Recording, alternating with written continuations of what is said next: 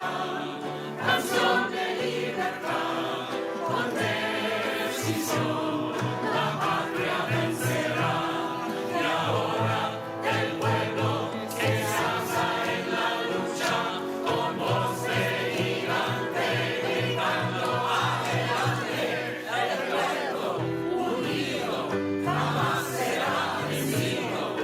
El pueblo unido jamás será vencido. Revolutions Per Minute is a weekly radio show from the New York City chapter of the Democratic Socialists of America. Recorded live at WBAI 99.5 in Brooklyn every Wednesday at 9 p.m. RPM's about doing the work to build a democratic socialist future. Each week, hear the latest news, analysis, and organizing experience from the minds and hearts of activists fighting every day in New York City. Join the movement at socialists.nyc. Hey, New York City. You're listening to Revolutions Per Minute, live from the new WBAI studios, a socialist radio show and podcast from members of New York City Democratic Socialist of America. The Democratic Socialist of America is the largest socialist organization in the United States, with 90,000 members nationwide, and New York City DSA is its biggest chapter. We are run by our 7,000 plus members and organizers who are working together to build democratic socialism in all 5 boroughs. My name is Lee Zishi. I use she, her pronouns. I'm joining you from my apartment in Bed-Stuy, which is occupied Canarsie and Muncie Lenape land. And tonight we're talking about a Green New Deal for public schools. This summer, the IPCC released another devastating report on the climate crisis driven by fossil fuel capital. And like most of the country, we saw the impacts of climate change right here in New York City with heat waves and record rain. Tonight, we'll talk with Ecosocialist comrades Brittany and Gustavo about how DSA is taking the climate fight to one of the most essential yet resource-deprived institutions across the country, our schools, with the Green New Deal for Public Schools campaign. But first, the headlines with Amy Wilson. Good evening, New York City. This is Amy Wilson with your headlines for today, Wednesday, August 25th, 2021. Immunocompromised New Yorkers are now eligible for COVID-19 booster shots. The booster shots are only authorized for people who originally took the Pfizer and Moderna vaccines, not Johnson & Johnson, and must be the same brand as the first 2 shots. Assembly members Marcela Matenis and Zoran Mamdani were arrested along with prospective council members Alexa Aviles and Sandy Nurse while protesting against the Supreme Court's repeal of New York's eviction moratorium. The housing movement in New York is organizing to pressure incoming Governor Hochul to act immediately to fix the state's rent relief program and address the Supreme Court's eviction moratorium repeal. Over 2 years after congestion pricing was first passed by the state in 2019, the MTA reached an agreement with the federal government to move forward with a plan. The mayor's order that city employees must either be vaccinated or submit to weekly COVID tests has had limited success in boosting vaccination rates in its first month. Over half of NYPD officers remain unvaccinated, so the department has insisted that unvaccinated officers must wear masks, even as their compliance with mask mandates has been lackluster.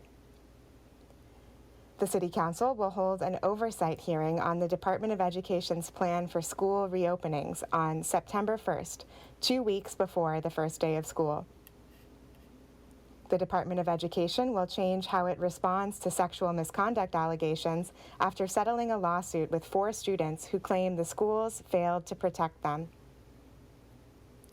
Many community boards plan to defy the state's open meetings law and continue convening over Zoom. The law, which requires public meetings to advertise their addresses and be open to all, was suspended during the state of emergency, which ended on June 24th of this year. On Governor Cuomo's last day in office on Friday, his personal attorney attacked the Attorney General's report over, quote, fairness issues and demanded corrections. New York Assembly Speaker Carl Hastie promised to share the results of the Assembly's impeachment inquiry for Governor Cuomo. And in election news, India Walton's upset victory in the Buffalo mayoral primary in June was overwhelmingly powered by renters, according to an analysis by New York State Focus. And New York City DSA member and incoming council member Tiffany Caban discussed budget justice with Ben Max of the Gotham Gazette. We'd also like to note Ben Max is our neighbor on the dial here at WBAI. You can tune into his show, Max Politics, on Wednesdays from 5 to 6 p.m. One step, one punch, one round at a time. This concludes tonight's headlines. Now back to the studio for another edition of Revolutions Per Minute. Thanks so much, Amy, and big shout out to our comrade Amy Wilson for really holding down RPM this summer. We are a volunteer-run show, and I just want to give Amy some love for doing so much work this summer and really holding down this show. Our headlines are brought to you by The Thorn, an incredible weekly newsletter by New York City DSA Electoral Working Group covering local politics and radical activism. You can subscribe at thethorn.nyc. I'm Lee Zishi. You're listening to Revolutions Per Minute on WBAI, and tonight we're talking about a Green New Deal for public schools. I am so glad to be joined by Brittany and Gustavo, who has been on the show multiple times. You've probably heard him talking about public power before. Welcome, Brittany and Gustavo. Thanks so much for being on tonight. Thanks so much for having me.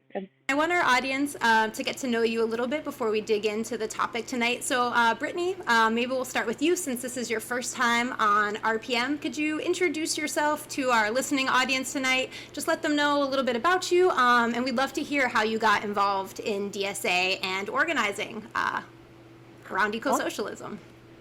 Very cool. Yeah. Well, my name's Brittany Allen. I use she, her pronouns.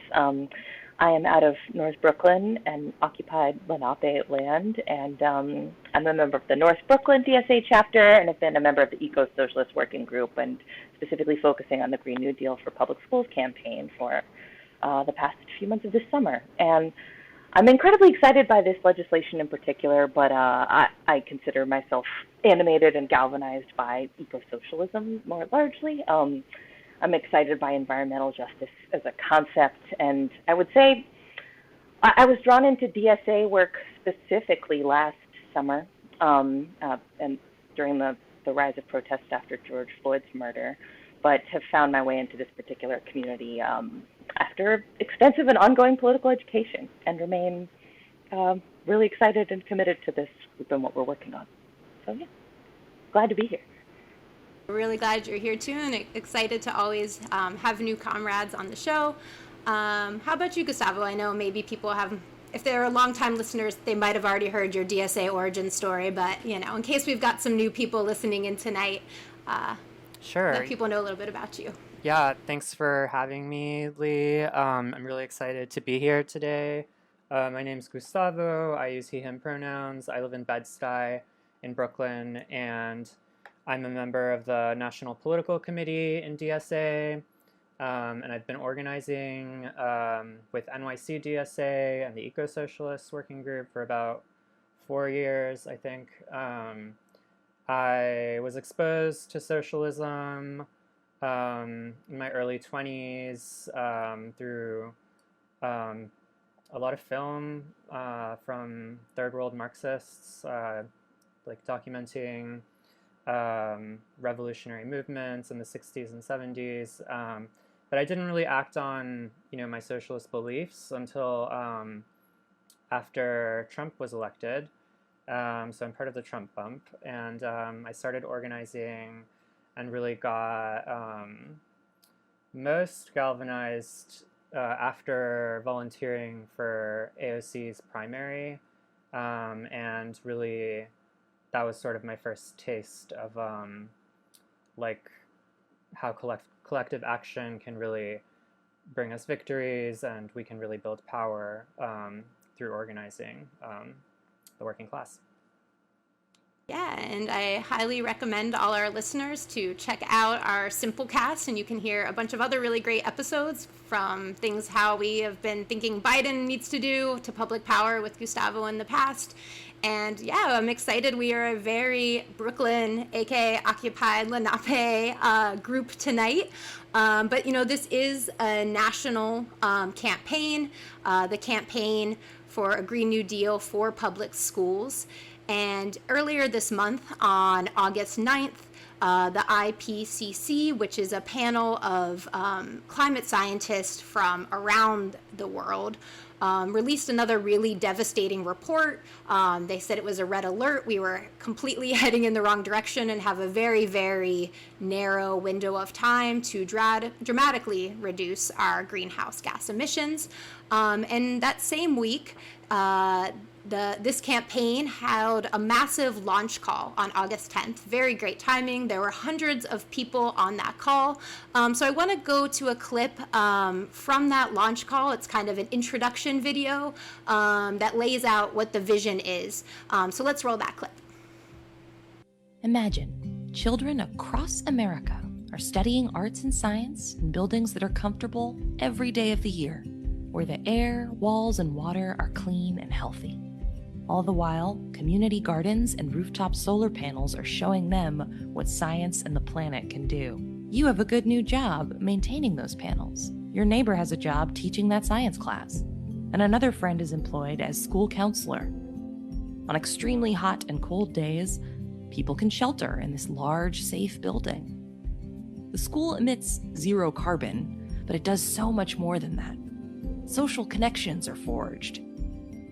For the 9 out of 10 children in public schools, the Green New Deal for public schools invests $1.4 trillion in their education and their future.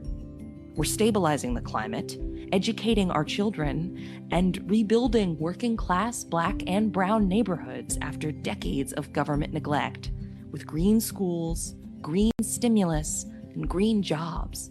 When we win a Green New Deal for public schools, it will mean schools we can all be proud of. And we can win it. But it'll take students, parents, teachers, workers, and community members coming together across the country to do it. Join the fight now at greennewschools.com to build the world our children deserve.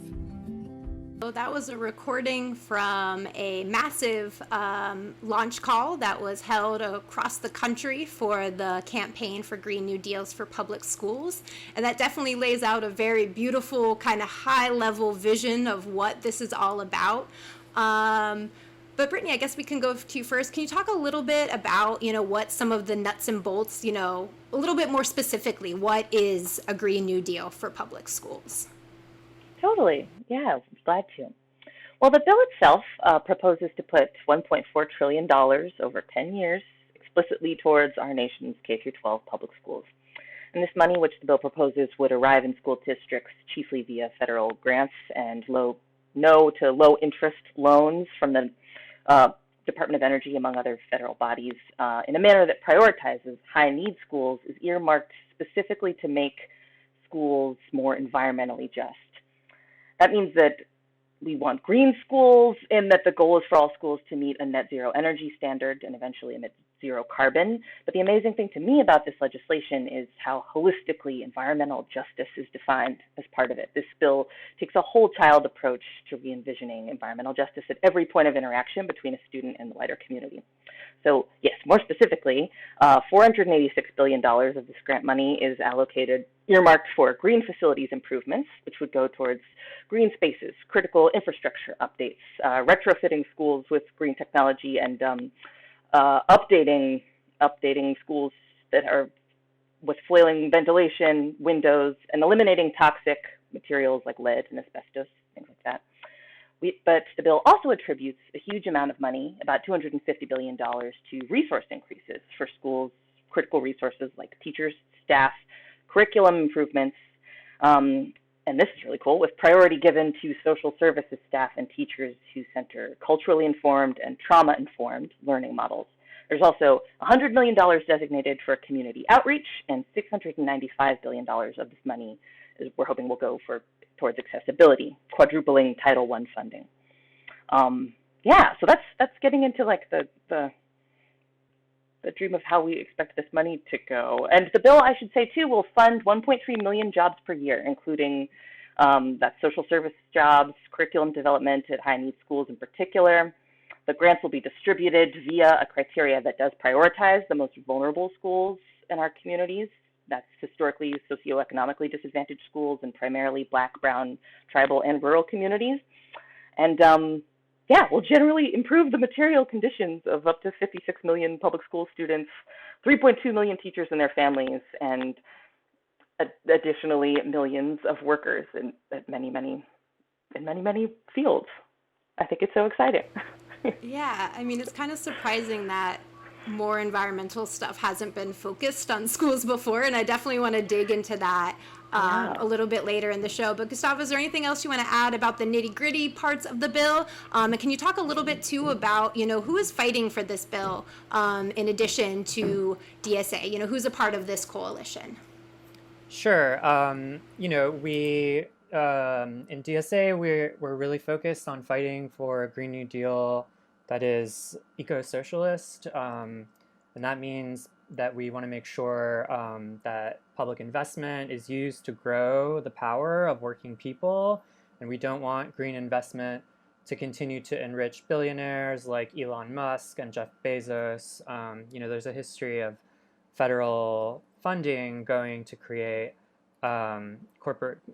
green corporations like Tesla that continue to union bust and to widen the gap in power between the 1% and the rest of the working class. And right now, we wanted to intervene into the fight that's happening right now in Congress for the infrastructure package to demand a democratic green stimulus that will go to solve, try to address the legacies of racist investment and disinvestment, and that will go to repair public schools, which are badly in need of repair. The American Society of Civil Engineers estimates that public schools need $380 billion just to meet a standard of good repair, like not even making them green or decarbonized, but just to get them to like a decent state. And one of the reasons that we really are drawn to this schools as a terrain of struggle, I guess, is that there's a public school in every community, pretty much. We have DSA chapters in hundreds all across the country, and so every DSA chapter can plug into this campaign. And also, school workers, teachers, educators sort of form the backbone of civil society in the US, and also represent among the most powerful constituency of the working class. There are, I think, almost 1,500 teachers who are DSA members. So we haven't really been able to tap into this working class sector, and to tap into like the incredible amount of power that the educators and school workers can have. We haven't really used that for the sake of decarbonization, for fighting for climate justice, and this bill represented that opportunity. And so the American Federation of Teachers, which is one of the largest unions nationwide, has endorsed the bill, and we're working, with the Educators Network in DSA to organize, with our teacher comrades. Sunrise has endorsed the bill as well.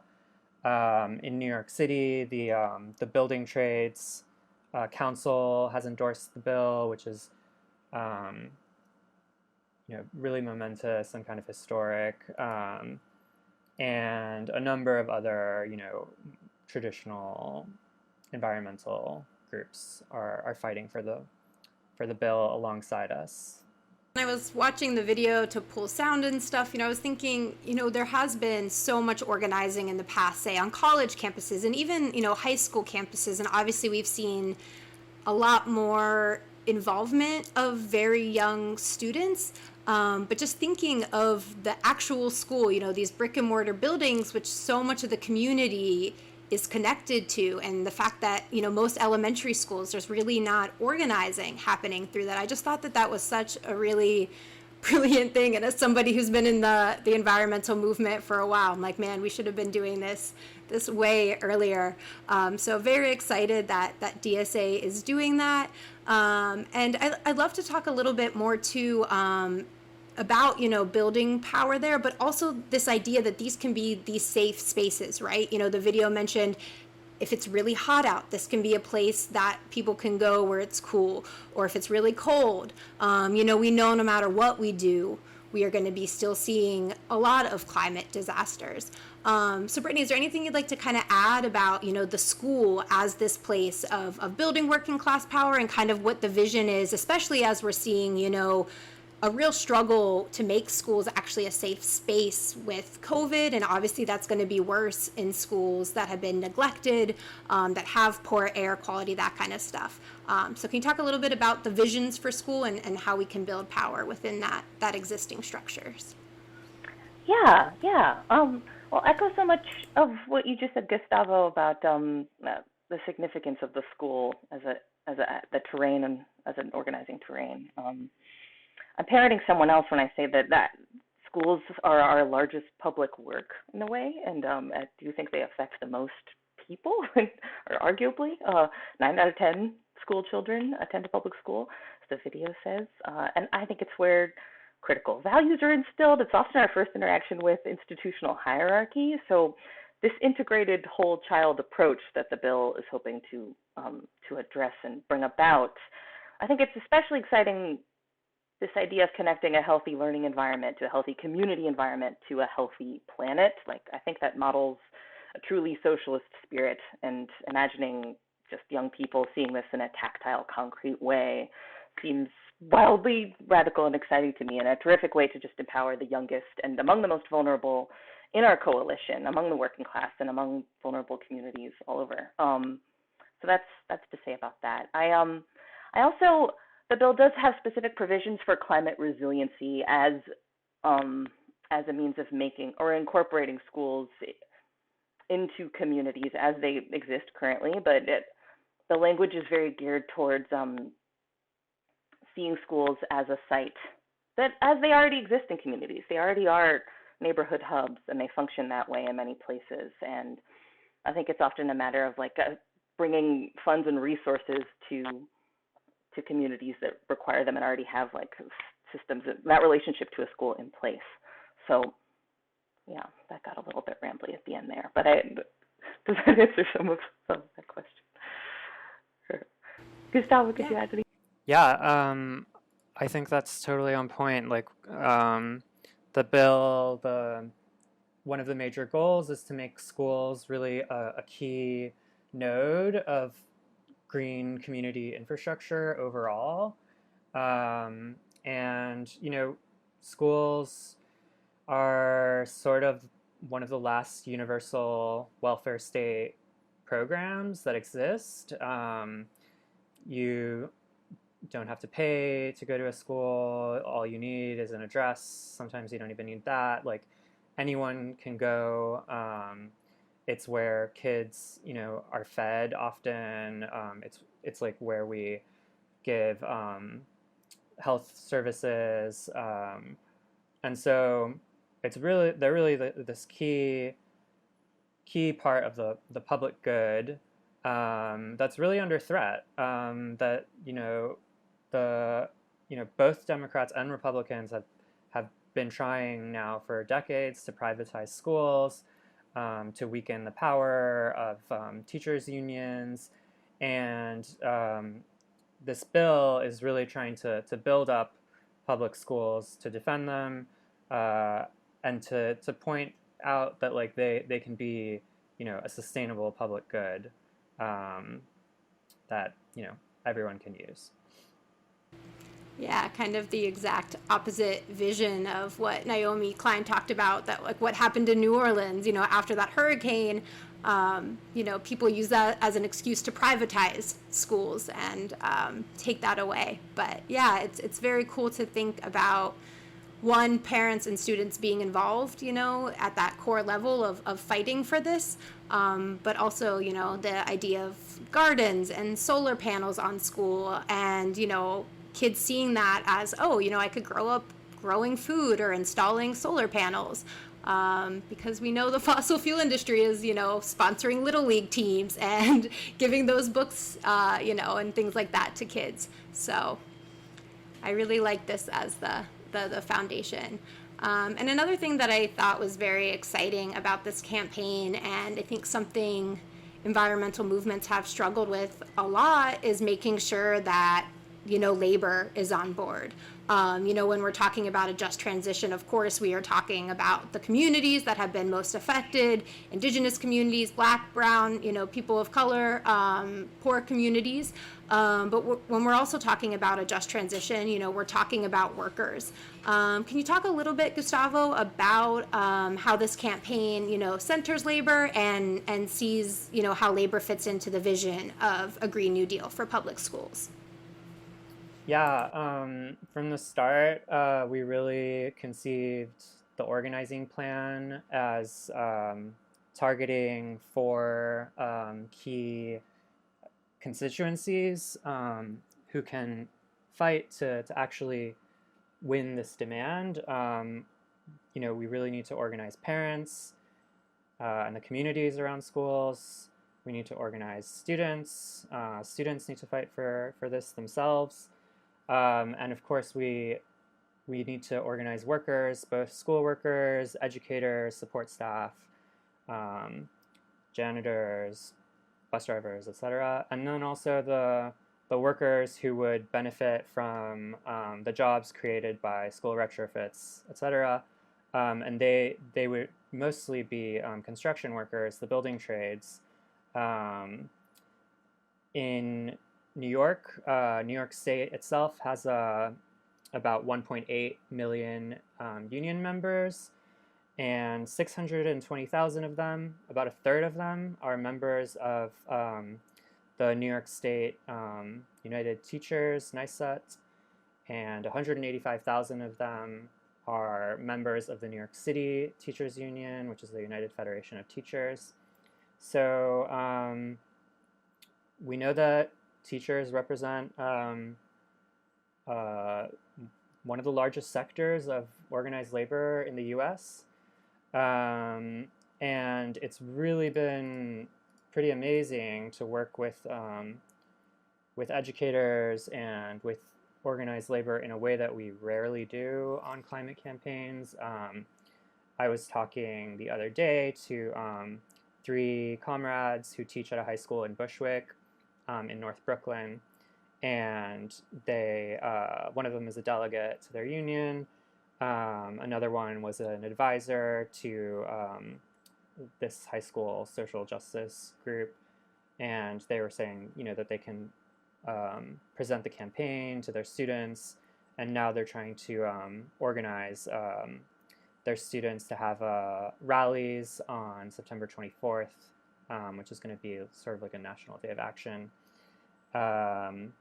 And the social links sort of multiply from there, and that really creates a lot of potential for organization and for building power.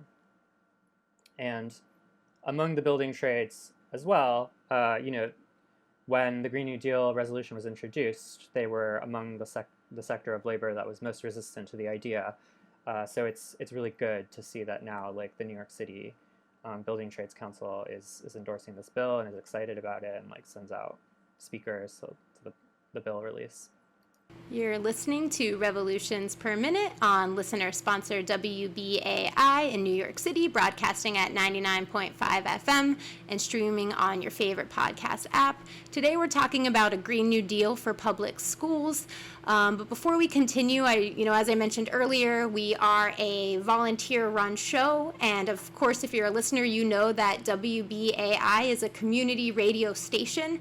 We are only able to bring you these stories and be very honest about what the root causes of climate change are, that this is a fossil fuel capitalism problem, and that, we can't do this without ecosocialism because, we don't have to worry like some other channels about having, a fossil fuel sponsor or ad coming on next.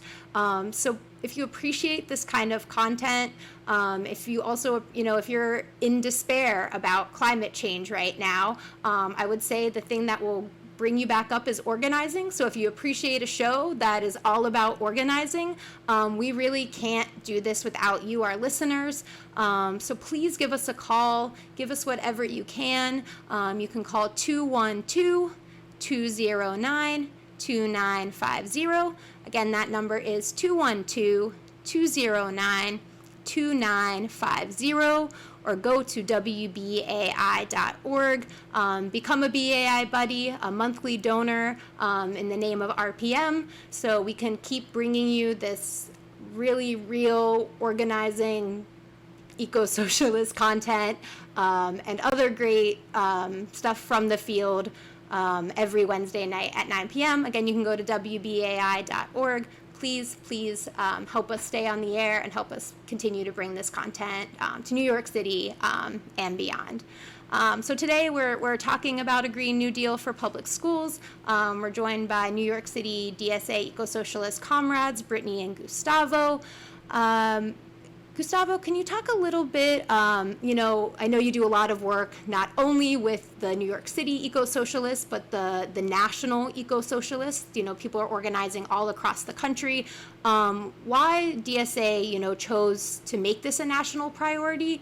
And, what's the game plan to win a Green New Deal for public schools? Yeah. Like I mentioned earlier, it's really important when we establish national campaigns that it's something that every DSA chapter can participate in, and every DSA chapter has a public school, has members who work there, who send their kids there, and also there are hundreds of people in DSA who work in the building trades, and this is their fight too. It has to be. And in the large scale, I guess, the idea is that we want to bring together a mega coalition that rarely comes together of care workers, industrial and building trades workers, and students and parents who can fight for this bill now during the infrastructure fight in Congress, and in the future to continue to fight for climate justice and to win an eco-socialist Green New Deal. In terms of the nitty-gritty, some of the tactics that we're using is targeting members of Congress who haven't signed on to the bill yet as co-sponsors. About 50 members of Congress have, but many have not yet, and DSA chapters all over the country are plugging in. Like I just want to shout out North New Jersey DSA is doing an amazing job. Louisville DSA in Kentucky is actually targeting their Congress member who's the chair of the Budget Committee in the House, so has a lot of power. And I was talking to a comrade there who's a teacher himself, and they just started school, and the first 2 days there was a heat wave where Louisville got to 119 degrees, I think, and the air conditioning in his classroom broke down for those days. So they're really like living the climate crisis right now. And we're asking school chapters to canvass the communities directly around the schools, to also contact every teacher and union member who we know is in that chapter. And we have weekly campaign calls. That's really great to see. There are chapter leads who get on. So far we have 56 chapters participating. And it's a chance to build skills, especially among new organizers. And Brittany herself is one of these like newer members who's really gotten into the campaign, and it's really awesome to see like people I didn't know 6 months ago leading canvasses and spearheading the effort. Yeah, Brittany, is there anything you would like to add about being new to this campaign, or how we're going to win? And if you can, talk a little bit too about how this relates to the bigger fight for a Green New Deal, which obviously people have heard about. We'd love to hear about that too. Totally, yeah. Well, first a shout out to my wonderful mobilizers. I do feel like the Ecosocialists.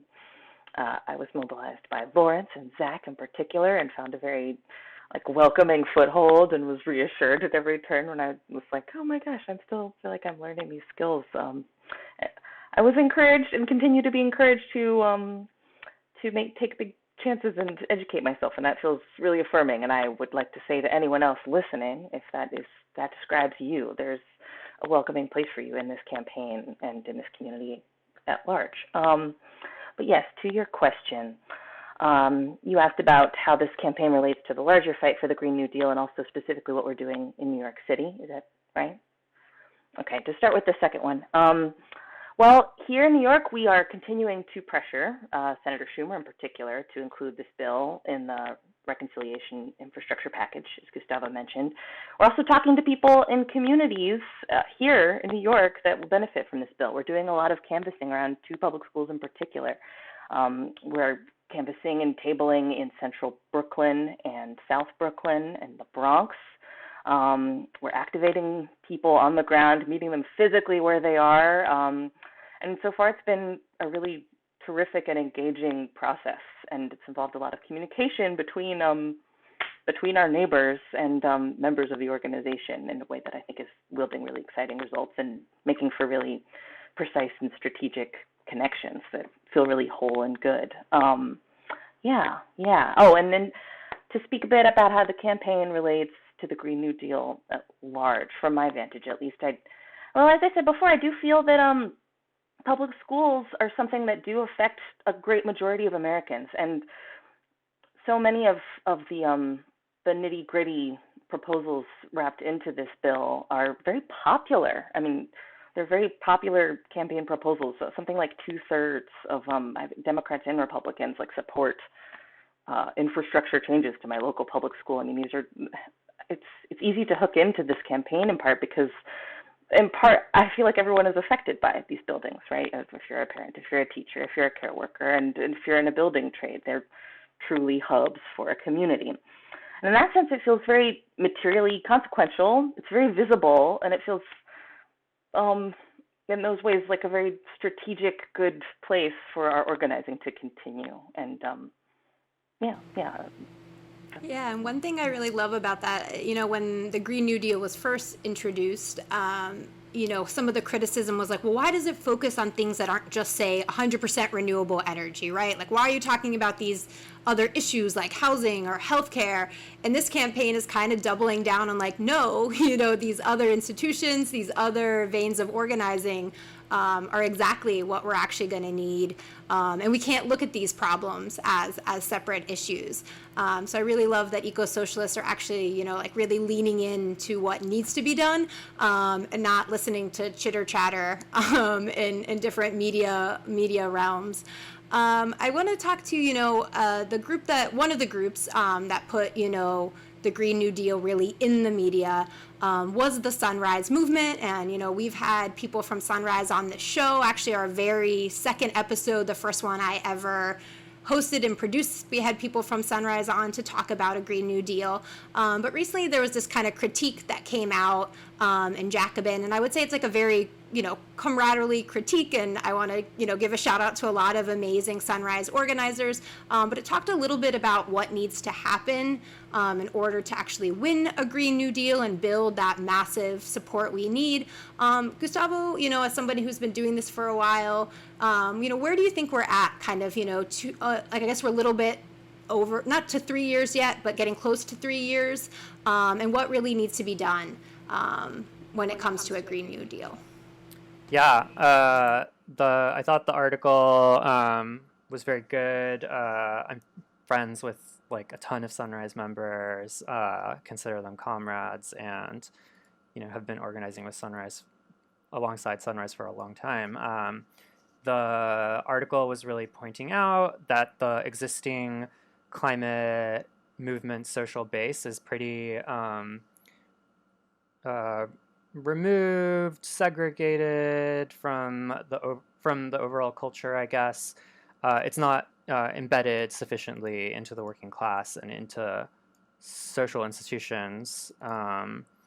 And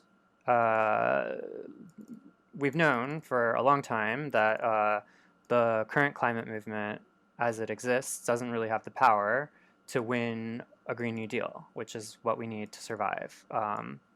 And that's really the guiding question that motivates us in DSA and in this campaign.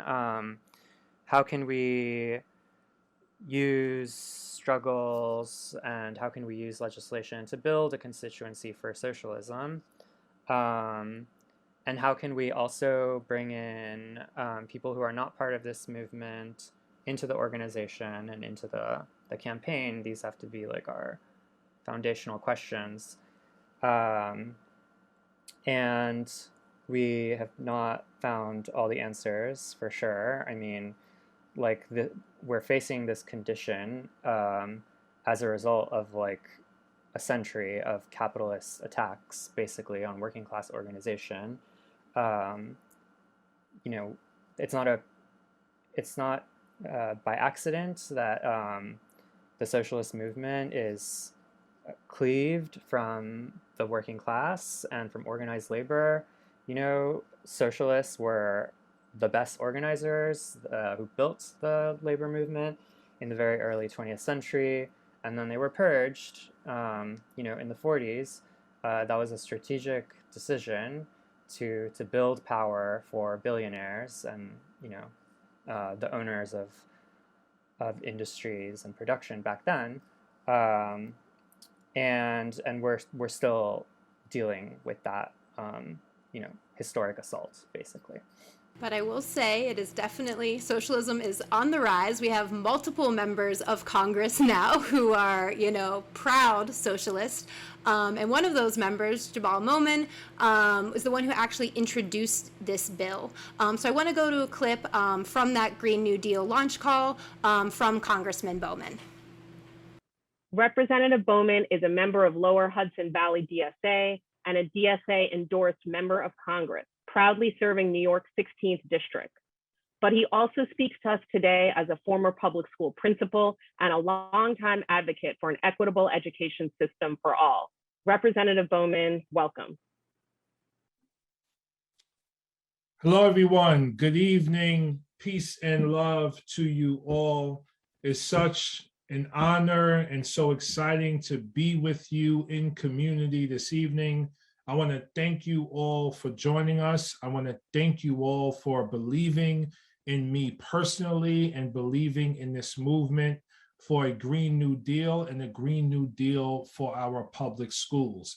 This is obviously an important moment as our Earth, our planet, is dying and in need for transformative change to be led by us who are visionary, progressive, innovative people working in so many different spaces. So thank you all for being who you are and doing what you do and organizing from the ground up. And I know we will make the Green New Deal for public schools a reality and begin to move our planet in the right direction. And now let me say this, not only does our planet need this in this moment? As the IPCC report informed us all a couple of days ago. We already knew that, but it informed the rest of the country. But our students deserve this, and our students have been waiting for this. I worked in public schools for 20 years. I worked in all Title I schools, which means I worked in some of the highest need schools in the country, located within red line communities. Students demand, deserve, and need this because they are the ones, if we do the right thing through the Green New Deal for public schools to unlock their unlimited potential, they are the ones that are going to solve the problems that we are dealing with today and take us into the 22nd century. So that was Congressman Jabal Momin. I just want to let our listening audience know we are going to be opening up the phone lines very soon if you want to call in and talk about what, if you've been dealing with any climate change impacts this summer and what your vision for a public school is. We would love to hear from you. You can call in at 212-209-2877. Again, that number is 212-209-2877. And Brittany, as our listening audience calls in, can you talk a little bit about, how important it's been to have people like Congressman Bowman in office who are socialist? Obviously, Congresswoman AOC really, Alexandria Ocasio-Cortez really helped to put the Green New Deal on the map, and how Congressman Bowman has been interacting with this campaign in addition to, obviously introducing the bill. Sure. Well, Congressman Bowman did lead our launch call. That was tremendously exciting. And to speak more broadly about Democratic Socialists in Congress, I feel like we've had so many really exciting electoral wins recently. And I feel like the coalition continues to grow, and with every new member in Congress that we see from the Democratic Socialists, it becomes more,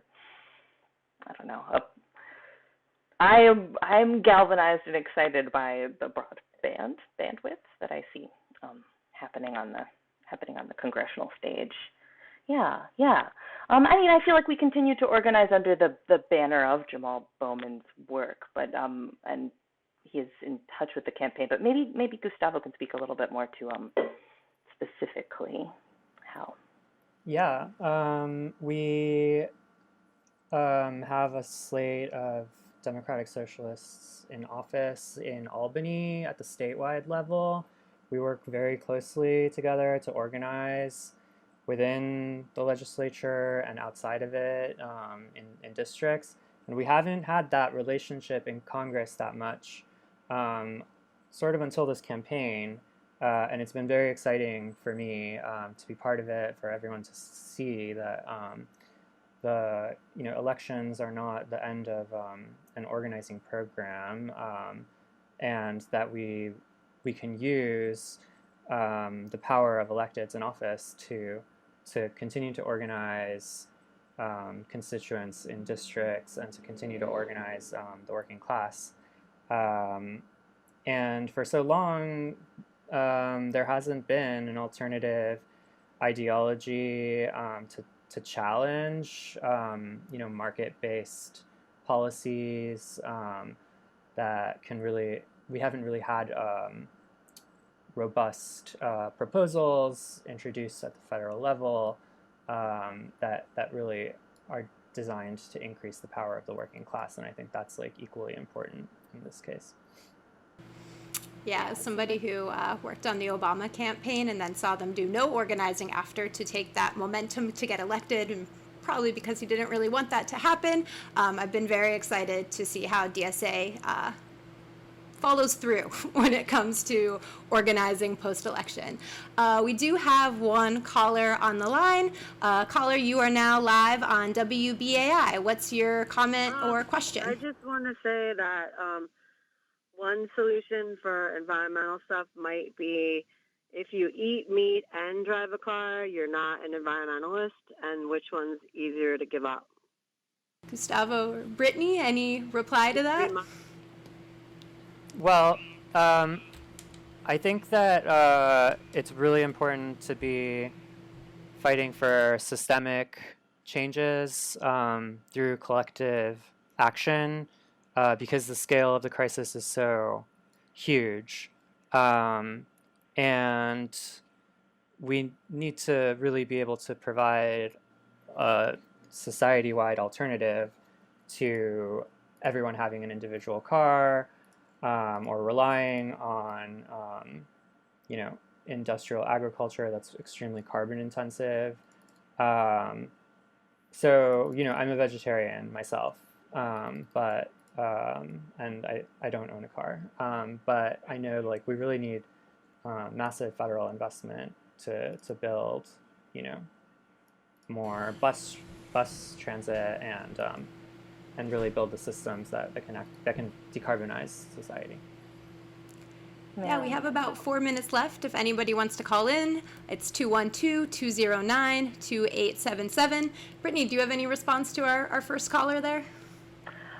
Oh, just going off on, well, to add to what you say, Gustavo, I do feel like the narrative has long been centered on reducing one's own carbon footprint, and I think that is something to be, I snap to and applaud all who are equipped to make that life choice, to be vegan and or to not drive. But I do feel like focusing large campaign thinking on, the corporations, the 7 corporations that are specifically responsible for a vast amount of carbon emissions on this planet is strategic.